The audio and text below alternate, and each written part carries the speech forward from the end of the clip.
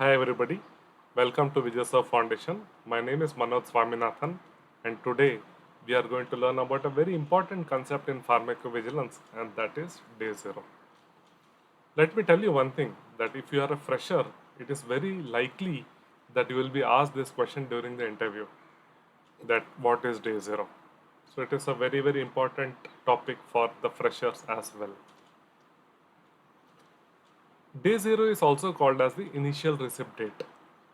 Initial receipt date, by this I mean that the date when the adverse event was first received by the company or the marketing authorization holder.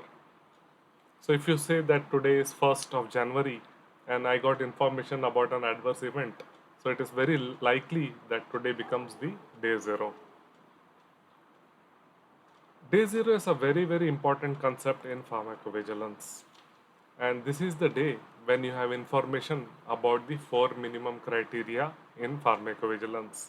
Let us quickly revise what are the four minimum criteria in pharmacovigilance. First is identifiable patient. Then you have the identifiable reporter. Then you have the adverse event. And finally the suspected drug. So the four minimum criteria is again an important question which is asked during the interviews. Why are these concepts important, right? Day zero or the initial receipt date. Because this date determines the submission timelines. Whether you need to report an adverse event within 24 hours, 7 calendar days, 15 calendar days, 30 calendar days, or 60 calendar days, 90 calendar days. Everything is decided by the day zero. And if you have the correct date, then you will be able to easily calculate as well. I'll give an example. Say you received an adverse event on the 14th of January. So if your reporting timelines are 15 calendar days, then you need to report it within or before 29th of January. So this is the way it is calculated. One more example. You received an adverse event on 2nd of December. If you need to report that adverse event within 7 calendar days, then you need to do it by the 9th of December, right? So you need to calculate it from the day zero. So that is why this is a very important concept in pharmacovigilance. Now, this is something you should remember that when in terms of submission timelines, you preferably or necessarily should use calendar days as compared to business days. In very rare scenarios, I have seen one example in medical devices where you use the term business days. However, in case of the adverse events associated with the medicines, it is very likely to be calendar days. There may be some countries which may recommend submissions in business days, but most of the countries they require it as per the calendar days. So, if you received the adverse event on say 15th of December, then you need to still report it by the 30th of December. You cannot say, okay, 25th December is a holiday on account of Christmas, so I can get one more day. Absolutely not. If you received the adverse event on say 17th of December, and you need to then submit the adverse event by say 1st of January. You cannot say 1st January is a holiday, so I can do it on 2nd of January. So that way you should always be careful about the timelines for reporting. These are always or most probably in terms of calendar days. So that is the difference. When you say calendar days, it includes all the days.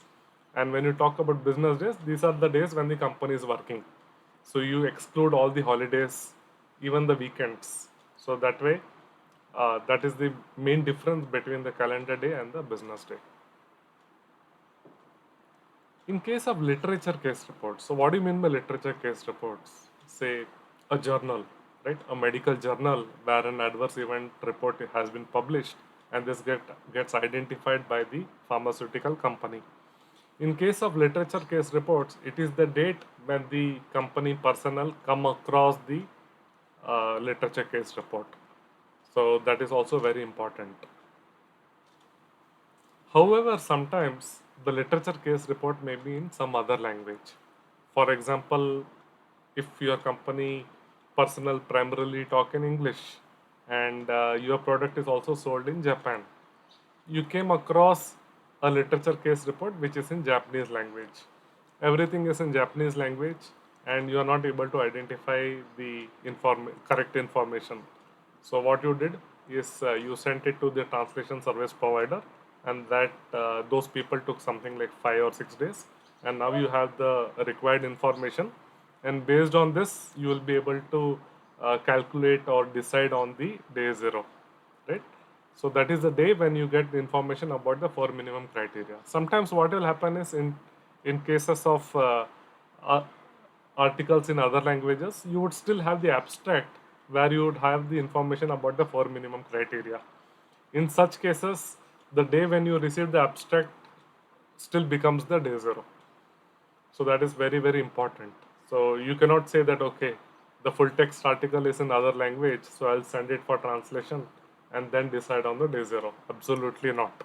So whenever you have the abstract or minimal information, and if you that includes all the four minimum criteria, then that becomes the day zero. Then the case report validity is something which is a very, very important concept. That is, you have information about the four minimum criteria. In case you don't have information about the patient, for example, the doctor calls up and reports that one of my patients had an heart attack after taking this medicine. Now, the doctor has told one of my patients. You don't know whether the patient is a male, female, age of the patient, nothing. You have absolutely no information. Now, you don't have the identifiable patient criteria, right? So you just have the information, which is the identifiable reporter, which is the doctor. You have the information about the company medicine, and also you have the information about the adverse event, which is heart attack in this case. So you need to then reach out to the doctor. So that is something called as follow up, and ask for the information that who is the person or the who is the patient who experienced this adverse event. Now, in terms of dates, let us look at this example with the relevant dates. On 1st of February, the doctor called up the company and reported that one of his patients had an heart attack. Now, you don't have information about the patient. So you reached out to the physician, but the assistant said that the physician is busy for the next 2 days. So on 3rd of February, you called up the doctor, and the doctor took the call and gave the information that the patient is a 47-year-old female. So now you got the information about the patient on the 3rd of February. So that becomes the day zero. So that is why follow up is very, very important. At times, companies may engage into a distributorship agreement where a company may manufacture the medicine, they may even hold the license, and you have some other company selling the product on behalf of the company. So, in such cases, you need to have agreements or contracts in place, and that should define that what will be considered as day zero. Generally, if you have a contract, then the company or the contracting partner, when they receive the adverse events and they have information about the four minimum criteria, that becomes the day zero. Even if they receive it in the local language. I'll give an example that you have a business partner in France, and they came across an adverse event report in French. Now they have the information about the four minimum criteria, and they have shared this adverse event report with you. But then it still is the day zero. Okay, not that okay, I received the information in French, so it is not English, so I will not consider this as day zero. Absolutely not. When your business partner received it, and because they obviously know French and they could identify the four minimum criteria, so that becomes the day zero. So day zero is a very important concept in terms of pharmacovigilance audits and inspections. Companies may falter in terms of capturing the right day zero. There may be situations where this can happen, especially when somebody is ignorant or doesn't have the right information about day zero, or somebody tries to hide the day zero. Some submission timeline has been missed, and somebody from the company decides to uh, manipulate the data. So that is also a possibility. But however, you should remember one thing, that the inspector can easily identify if the data has been manipulated or the wrong day zero has been captured.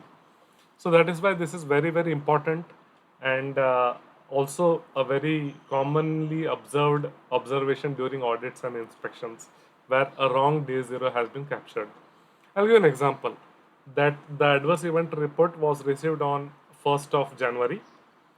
However, incorrectly, the day zero was captured as 3rd of January. And considering the date 3rd of January, the adverse event report was submitted on 18th of January. Now, 15 calendar days have been calculated from 3rd of January. Now, here the problem here is that the day zero is 1st of Jan. And if you consider 15 calendar days, that should be 16th of January. However, the person who captured the day zero, uh, he or she did it wrongly. So this can be identified during inspections, and this can be a, major observation at time if it is a very important adverse event or a serious adverse event which can have an impact on public health. So that time it can be very, very relevant. So that is why it is essential that you train all your company people on pharmacovigilance, because any employee or personnel belonging to the company, it can even be the contractual staff, the day when they receive the adverse event, that becomes the day zero. Okay, so that is again a very, very important aspect which you should consider. Okay, so if in case something gets delayed, then that becomes a problem, right? And that calls in for an observation. So that is why day zero is very, very important, and it should be accurately captured. So what did we learn today? We learned about day zero, a very, very important concept in pharmacovigilance, and it is essential that every company captures the right day zero, and that is the date which decides on the submission timelines, right? So if you received the adverse event on 14th of say March, and you have to submit it within 15 calendar days, then you have to do it by the 29th of March. So like that, it is a very, very important concept. You can see this, it's a time bomb, right? Or a time machine. Very, very important concept. I trust you found this useful. Feel free to reach out if you have any questions, comments, or suggestions. And let me tell you or remind you that if you are a fresher, it is very likely that you will be asked this question during the interview. Okay, all the best. Thank you.